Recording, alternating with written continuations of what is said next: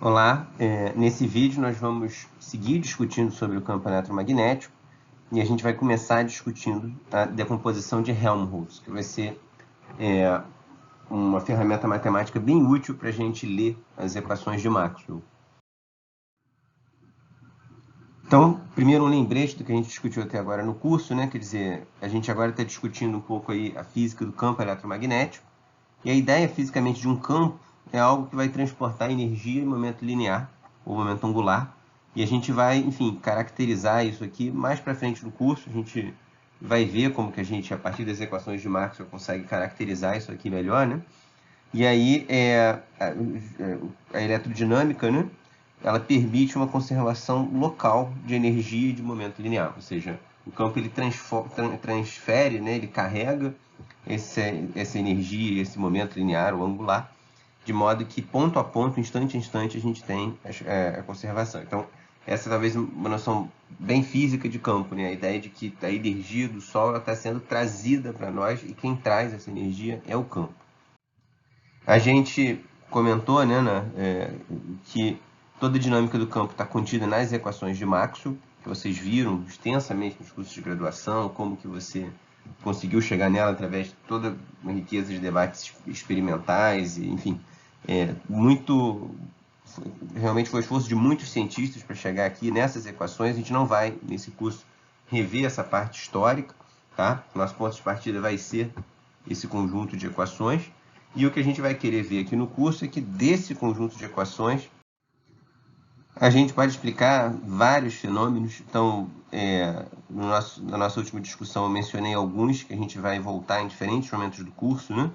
O espalhamento aí para explicar a cor do céu, né? Quer dizer, difração, reflexão e refração. E tem vários outros tópicos que a gente vai discutir também. Mas só para chamar a atenção que isso tudo está contido num conjunto de apenas 4 equações. Isso é muito profundo, tá?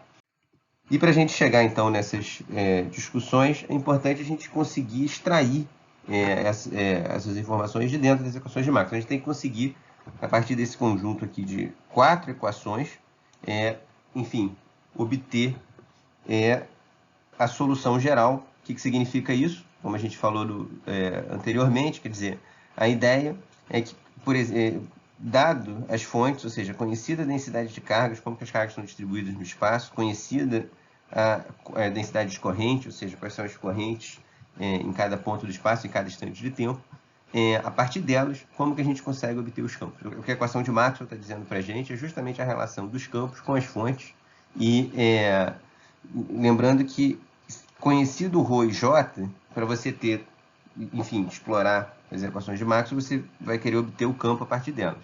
Mas, a rigor, o próprio ρ e o j não precisam ser conhecidos a priori, né?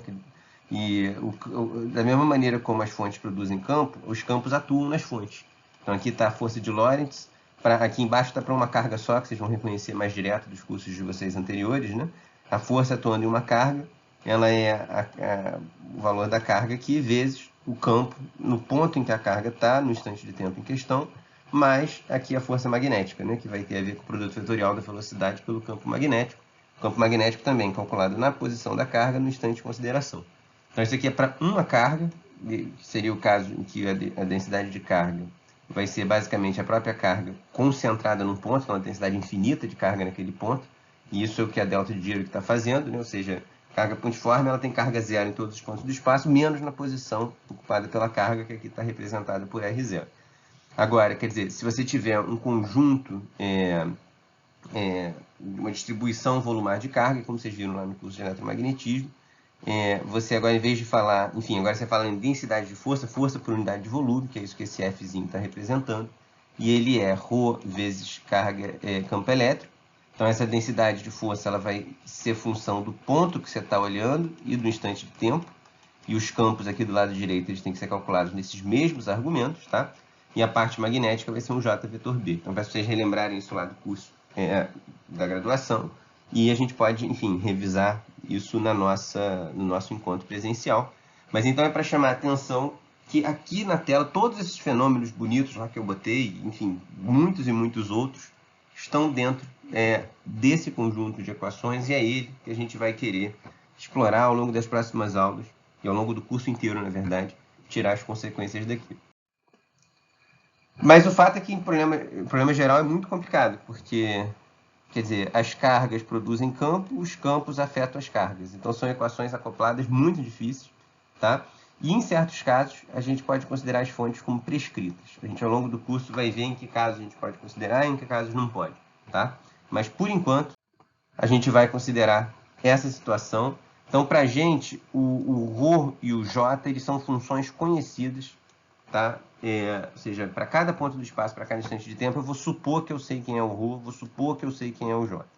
E nesse primeiro bloco do curso, a gente vai querer conhecer das fontes como que a gente pode determinar o campo. E já dá para vai dar para fazer várias aplicações interessantes, tá? E a ideia é, ao longo, conforme a gente for usando isso, a gente vai caracterizar melhor por que isso, quando que isso é uma boa aproximação, quando que você consegue saber qual é, a carga prescrita, né, direitinho. E aí, isso vai ter uma física muito rica que vai variar dependendo da aplicação que a gente vai fazer, então é melhor a gente discutir caso a caso. Mas do ponto de vista matemático, a ideia é a seguinte: a partir de agora, ao longo dessa aula, a gente vai supor que ρ e j são funções conhecidas. Bem, então vamos agora passar o tema principal desse vídeo, que é discutir a decomposição de Helmholtz. Então, nota que, vamos começar então, ou seja, qual é o propósito central aqui das equações de Maxwell, né? É, a partir das fontes, você conseguir determinar os campos, você conseguir relacionar os campos com as fontes que os produzem. Agora, nota que ele faz isso da seguinte forma: ele fornece quais são as divergências e rotacionais dos campos. Então, ele diz como que o campo é produzido, separando, olha, a divergência do campo é dada por tal expressão. O rotacional dado por essa expressão. Lembrando que aqui a gente está na formulação diferencial, você pode passar para a formulação integral, como vocês viram nos cursos da graduação. Então, basicamente, o que as equações de Maxwell estão fazendo é dizendo para você quais são as circulações e divergências do campo. E, do ponto de vista matemático, qualquer campo vetorial, onde qualquer aqui está entre aspas, né, ele tem que satisfazer certas condições matemáticas. Quem tiver curiosidade para essa parte, enfim, mais formal matematicamente, a gente pode discutir em sala de aula, mas para a gente aqui o que importa é que os nossos campos eles vão estar dentro dessas aspas o tempo todo. E a ideia da decomposição de Helmholtz é que o campo vetorial ele pode ser escrito como a soma do chamado campo solenoidal com o campo irrotacional, ou seja, você sempre pode descrever qualquer campo vetorial. Então, o que é um campo vetorial? A cada ponto do espaço, a cada instante de tempo, associa um vetor. Isso é o campo do ponto de vista matemático. Você sempre pode descrever esse campo como sendo a soma de um campo que é irrotacional, ou seja, o rotacional desse campo é nulo. Tá? Então, esse campo F paralelo, chamado de F longitudinal também, ele só tem divergência, ele não tem rotacional.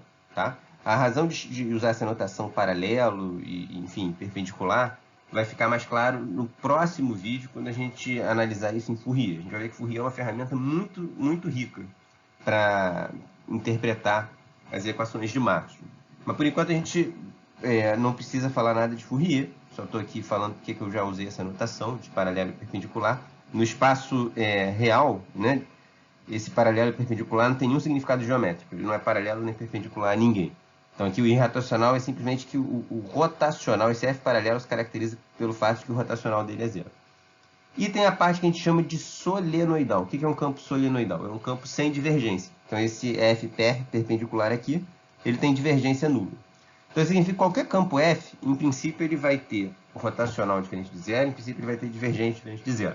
Ou seja, em princípio, ele vai ter fluxos em superfícies fechadas diferentes de zero, em princípio, ele vai ter circulações diferentes de zero. Mas você pode decompor esse F em dois termos. Essa é a decomposição de Helmholtz. Numa componente que não tem rotacional, mas tem divergente em geral, e uma componente que não tem divergente. Tá? Então, você pode fazer isso para qualquer campo vetorial. Nota, deixa eu aqui fazer o seguinte comentário. Se você tem um vetor qualquer, por exemplo, o vetor campo elétrico, desde lá da física básica, você vê que você pode escrever esse vetor, por exemplo, em termos de componentes cartesianos. Você vai ter lá, tem uma componente x chapéu, mais uma componente y chapéu, enfim, poderia ter uma componente z também, só vou escrever duas. E aí, qual é a brincadeira? Quer dizer, isso aqui pode ser útil em vários problemas. Tá claro que essa é uma decomposição que depende de como você orienta os seus eixos. Em determinados problemas pode ser conveniente você orientar o eixo de um modo ou de outro. Então, quer dizer, você tem várias maneiras de representar o campo vetorial.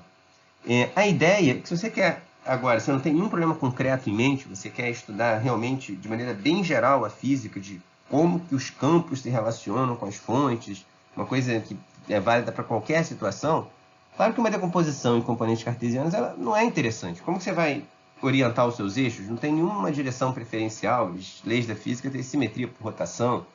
E, na realidade, justamente, quer dizer, uma forma natural de você decompor esse campo elétrico, digo natural no sentido de que se o campo pudesse falar, ele escolheria essa. Claro que, enfim, se você nunca viu esse assunto, não é natural da primeira vez que você vê, mas é uma forma que você não tem nenhuma escolha arbitrária, uma coisa que se coloca, ou seja, você tem um campo vetorial, você quer descrever ele, você pode sempre perguntar como que ele roda, como que ele flui. E é isso que o teorema que a decomposição de Helmholtz está fazendo. Tá? A gente vai depois demonstrar que é sempre possível, de fato, fazer isso, mas, por enquanto, vamos simplesmente levar em consideração que é possível. Tá? No próximo vídeo eu vou demonstrar por que isso é possível. Mas, então, quer dizer, tendo essa decomposição aqui, nota, então, agora a gente vai ler as equações de Maxwell de uma maneira um pouquinho diferente, talvez, do que vocês vieram lendo na graduação, que é reconhecer que, no fundo, o que as equações de Maxwell estão fazendo é justamente descrever os campos através dessa decomposição. De fato, essa equação aqui, quando você diz que o divergente do B é zero, você está dizendo que o B é um campo puramente solenoidal. Ou seja, a divergência dele ser zero significa que o próprio B satisfaz a condição aqui da componente solenoidal do campo. Então, o B ele não tem fluxo por superfícies fechadas. O B tem divergência nula em todo ponto do espaço. Tá? E vocês veem isso lá desde a física básica, né? Quer dizer, as linhas de campo magnético são sempre fechadas, elas não podem nascer em nenhum ponto, não podem morrer. Tá? Então, é isso que essa equação de Maxwell aqui está dizendo para a gente. Do ponto de vista físico, tem várias discussões que a gente vai fazer na próxima aula, enfim, monopolo magnético, pelo fato de eles não existirem, que essa divergência é zero. Mas, por hora, aqui, do ponto de vista mais matemático, o que essa equação está dizendo para a gente é que o B não tem divergência, ele é um campo puramente solenoidal. E a gente, então, na verdade, quer dizer, pode escrever aqui essas equações de Maxwell, reconhecendo justamente o seguinte: o divergente do campo elétrico, ele só vai atuar sobre a parte paralela, a parte irrotacional do campo, longitudinal. São esses três nomes que a gente pode chamar. Porque o divergente da parte transversa é zero. Então, se você escreve o E como essa soma, quando você bate o divergente nessa parte de zero, então sobra só o E paralelo. No rotacional, sobra só o E perpendicular. No div, sobra só o B paralelo. A gente já viu que na prática, porque esse B paralelo ele não existe. Né? O que essa equação está dizendo é que o B é puramente transverso, e está aqui a equação para o B transverso. Então, no fundo, o que as equações de Maxwell estão fazendo é justamente justificando o que eu falei antes, de que a decomposição mais natural para você expressar um campo vetorial é a representação da decomposição de Helmholtz. As equações de Maxwell mostram, se você quer descobrir qual é o campo a partir das fontes, você analisa separadamente as circulações e divergências dos campos. E é isso que a gente vai fazer nos próximos slides. Então, vamos agora ler as equações de Maxwell a la Helmholtz. Então, primeiro, nota que o que essa primeira equação está dizendo, a lei de Gauss, é que cargas elas são fontes da parte longitudinal do campo, ou seja, elas são fontes da parte irrotacional do campo elétrico. De fato, o ρ aparece aqui, ele não aparece, ele não contribui para o E perpendicular diretamente. Tá? Eu digo diretamente porque o ρ corresponde à densidade de carga. Se as cargas estiverem em movimento, elas contribuem para o J, que contribui para o B perpendicular, enfim. Mas diretamente elas não contribuem. E essa é bem a noção física que a gente tem de cargas. Cargas são fontes ou sumidoras de linhas de campo. Nota então aqui as linhas de campo, por exemplo, de uma carga positiva, as linhas de campo estão nascendo dela. Então, as cargas, elas são justamente, elas contribuem para a divergência do campo. Então, e de fato, se você tiver, por exemplo, na eletrostática, não tem campo magnético, não tem nada, a gente tinha que justamente o ROT vai ser zero. O ρ ele só contribui para as divergências, ele não contribui para circulações do campo elétrico. Então, se você só tiver ρ, não tiver campo magnético nenhum, você vai ter um campo magnético, um campo elétrico, desculpa, com circulação nula por qualquer curva fechada. tá? Ele tem rotacional nulo em todos os pontos do espaço. E isso, na verdade, foi bem importante na eletrostática para definir lá o potencial, quando vocês fizeram na graduação e assim por diante, tá? Por enquanto aqui a gente não vai falar nada em potenciais. Mas o fato é que a gente vê então que cargas são fontes de E paralelo. Então, mesmo antes, quer dizer, empiricamente, quando essas coisas foram sendo construídas, você não tinha ali a decomposição de Helmholtz ainda, quer dizer, o Helmholtz nasceu depois do Coulomb, coitado. Mas ainda assim, pelos experimentos, por isso que eu disse que era a decomposição de Helmholtz em linguagem mais natural. Você nem precisava do Helmholtz, nem precisava do teorema dele matemático para na prática já estar usando ele. Empiricamente se verificou isso. Cargas são fontes de divergências de campos, onde linhas de campos elas são criadas, onde elas são destruídas. E, portanto, a maneira mais natural de você relacionar os campos com as fontes que elas produzem é através, aqui no caso, das divergências desse campo, né? E, por outro lado, se você tiver um campo magnético variável no tempo, isso é fonte do E perpendicular, da parte solenoidal do campo elétrico. E vocês também viram isso extensamente, né, nos cursos desde física básica, lá quando está estudando indução de Faraday, né? Se você tem, por exemplo, um circuito que penetra uma região com campo magnético que antes não tinha, né? Então o fluxo magnético aqui varia, né? E aí você tem uma corrente induzida, tem a ver lá então com a força eletromotriz, que vem justamente da circulação do campo elétrico numa superfície fechada, tá? Então, campos magnéticos variantes produzem campos elétricos que têm circulação diferente de zero em superfícies fechadas, ou seja, o rotacional não é zero, tá? Então, enquanto o B é fonte da parte transversa do campo elétrico, o ρ é fonte da parte longitudinal do campo elétrico. Nota que aqui eu estou botando B perpendicular, né? Enfim, o B ele é puramente perpendicular por causa da equação justamente que diz que o div do B é zero. Ou seja, o B é puramente um campo transverso. Então, esse B perp aqui eu podia deixar simplesmente B, tá? No nosso caso. E bem, a lei de Gauss do magnetismo é justamente que não tem fonte de B paralelo. Então, você pega qualquer campo magnético, por exemplo, produzido por um ímã, as linhas de campo elas são sempre fechadas, você não tem uma fonte ou sumidouro de linha de campo magnético. Essa linha às vezes pode ir lá longe, mas em algum momento ela volta, tá? As linhas elas são todas fechadas. Esse aqui é a lei de Gauss do magnetismo, né? Antes da gente interpretar essa última equação, nota que, bom, por consistência, o lado esquerdo é um campo puramente solenoidal, né? Quer dizer, inclusive isso toma divergente aqui, divergente do rotacional é zero, né? Então, quer dizer, por consistência, o lado direito ele também tem que ser puramente solenoidal, ele tem que ser puramente transverso. No entanto, quer dizer, tanto a corrente quanto o campo elétrico, elas têm componentes também longitudinais, né? Componentes irrotacionais. Então, aqui o E paralelo, por exemplo, em geral, né? Enfim, em geral você vai ter essa componente se você tiver ρ. Então, o que precisa é que a componente longitudinal dessa soma aqui, ela tem que ser zero por consistência, realmente, né? E, ou seja, significa que o divergente aqui dessa soma tem que ser zero.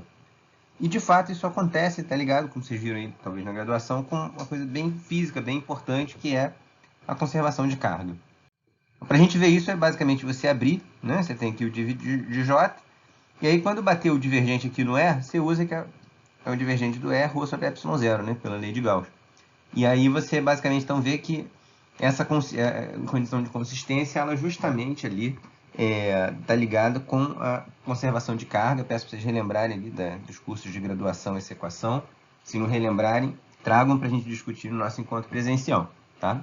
Mas, ou seja, o que isso aqui está dizendo para a gente é que a parte longitudinal do J, ela basicamente está aqui compensando, né, a parte longitudinal da variação temporal do campo elétrico, tá? Nessa linguagem, então, de decomposição de Helmholtz, a gente pode reescrever essa quarta equação daqui nessa forma, que já fica explícito aqui quais são os termos de fato que estão contribuindo, tá?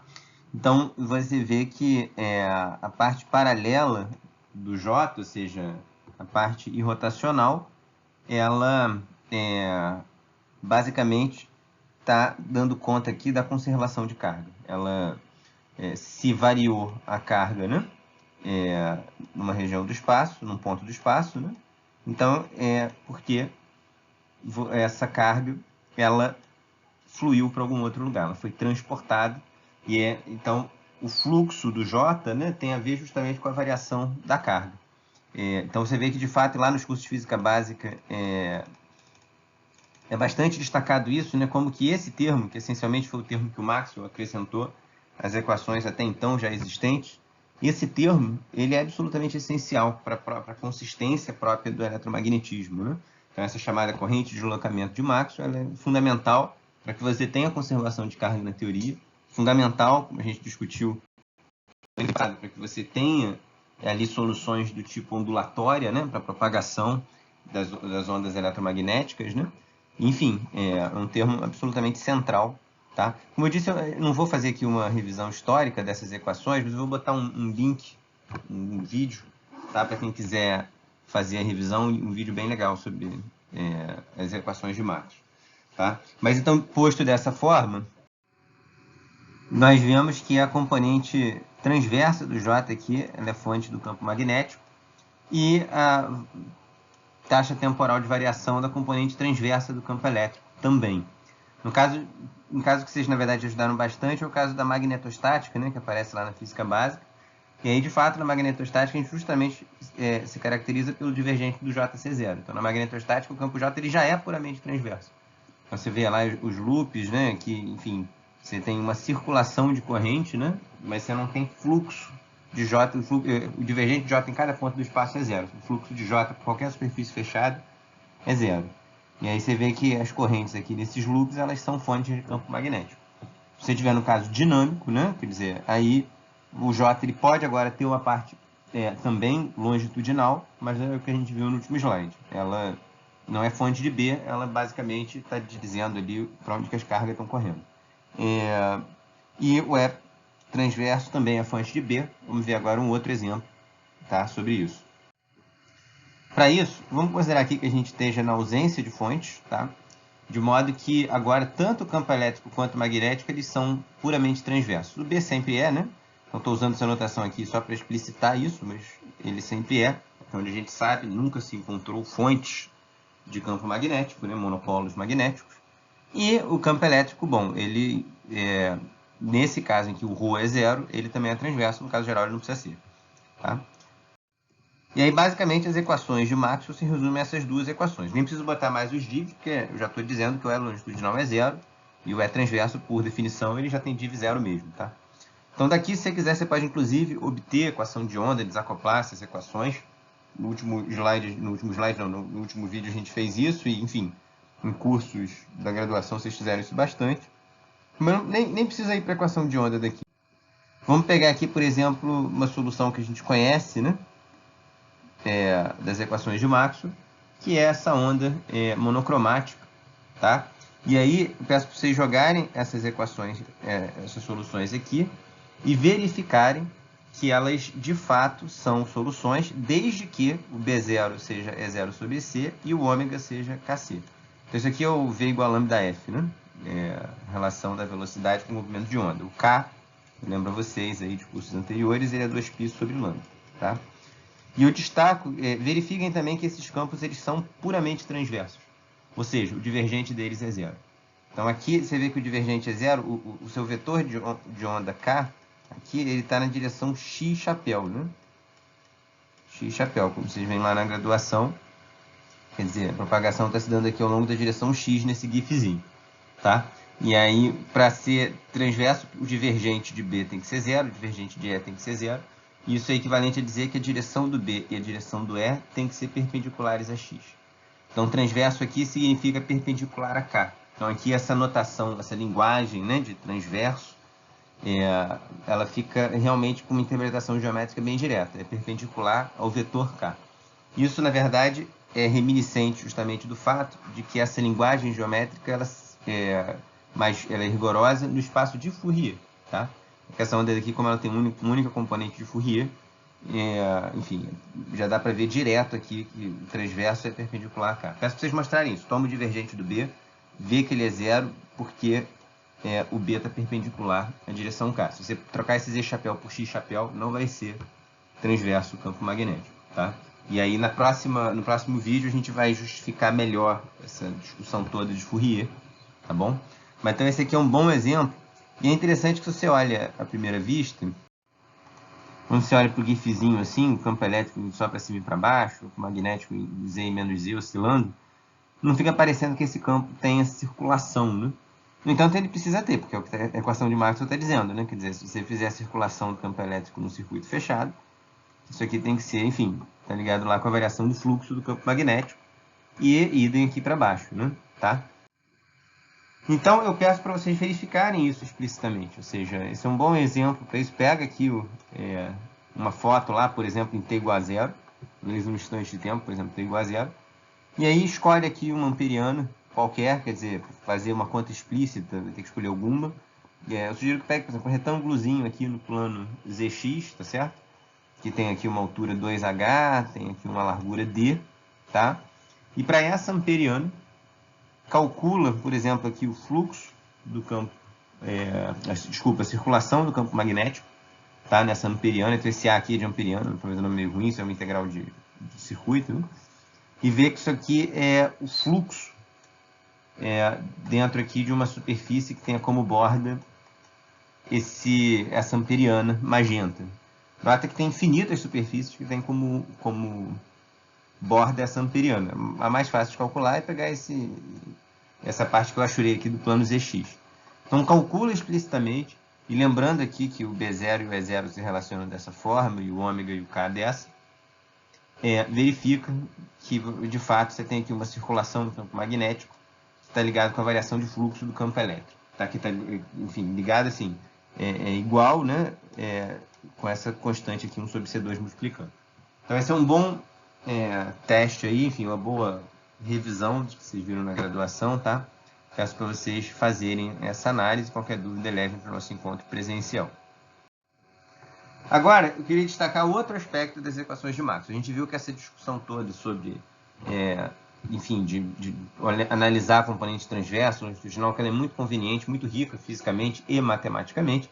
Mas agora eu queria chamar a atenção para um outro aspecto fundamental das equações de Maxwell, que é o fato de que elas são equações lineares. Então, o que significa ser linear? Se você tem um campo elétrico E1 e B1 como solução quando você tem fontes ρ1 e J1, e se, por outro lado, fontes ρ2 e J2 produzem um campo E2, B2, então, se você tiver uma situação em que essas fontes estão compostas, estão somadas, você vai ter que a solução vai ser só a soma dos campos que você tinha para cada situação separadamente. Essa é a linearidade.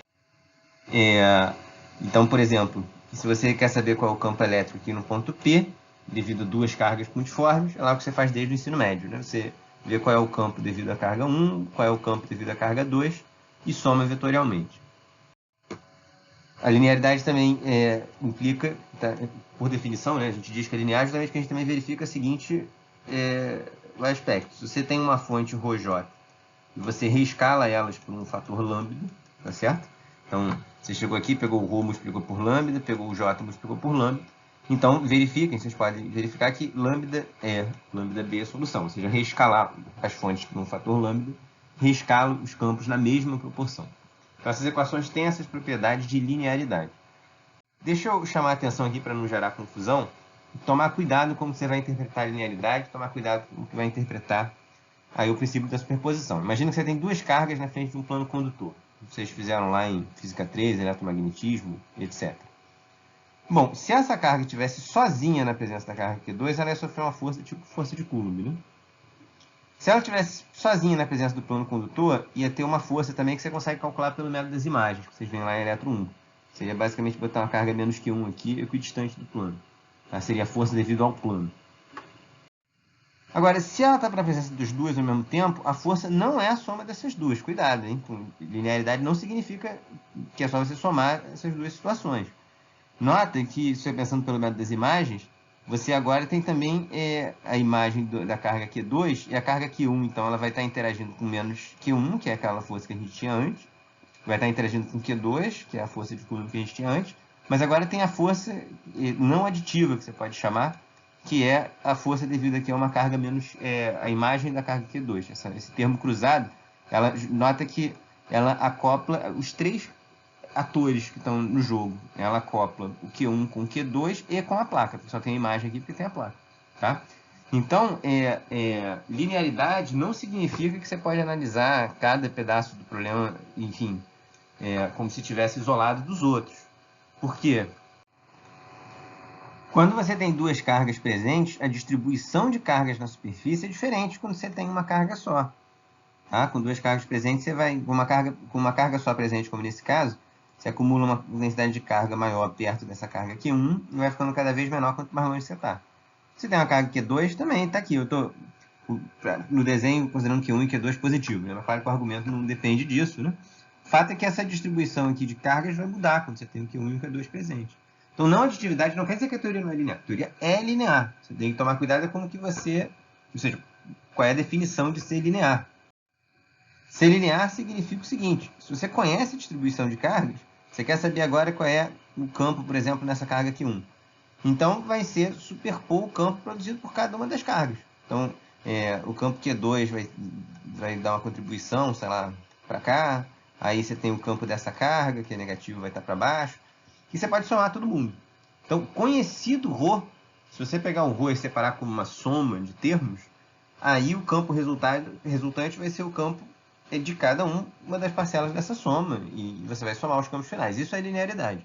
Agora, fisicamente, quando você bota vários corpos, um na presença dos outros, sobretudo quando tem condutor, porque condutor você tem uma liberdade muito grande para rearrumar as cargas, então esse efeito é muito manifesto. Com isolantes também tem esse efeito, mas é menorzinho, né? Você quanto mais gente você bota no jogo, isso vai afetando como que as cargas se redistribuem. Por isso que eu estou frisando o tempo todo que a gente aqui, por enquanto, está supondo que a gente tem uma fontes prescritas. Então, você conhece o ρ, e aí tudo bem. Esse ρ, se você decompuser ele como o ρ completo aqui é o quê? Tem uma carga Q1 nesse ponto, uma carga Q2 nesse ponto, e tem um sigma na superfície. Enfim, você vai ter um campo numa posição qualquer do espaço, vai ser somar o campo dessa carguinha sozinho, e o campo da superfície nesse ponto. Isso é linearidade, tá? Então é só para fazer essa ressalva para não se confundir isso que eu estou chamando aqui de não aditividade, às vezes chamado de, enfim, efeito de susceptibilidade, né? O fato de que a distribuição de cargas depende dos corpos que estão presentes no problema. Não confundir isso com a linearidade. O eletromagnetismo maxwelliano é uma teoria linear. E como tal, você tem que... É muito, muito conveniente trabalhar no espaço de Fourier. Como vocês viram nos cursos de métodos matemáticos, né? Quando você tem equações lineares, é muito conveniente, muitas vezes, você analisar elas em Fourier. E eu vou explicar melhor, enfim, fazer isso em mais detalhe no próximo vídeo, tá? Então, isso encerra esse vídeo. Obrigado a todos aí. Qualquer dúvida, levem para a aula presencial.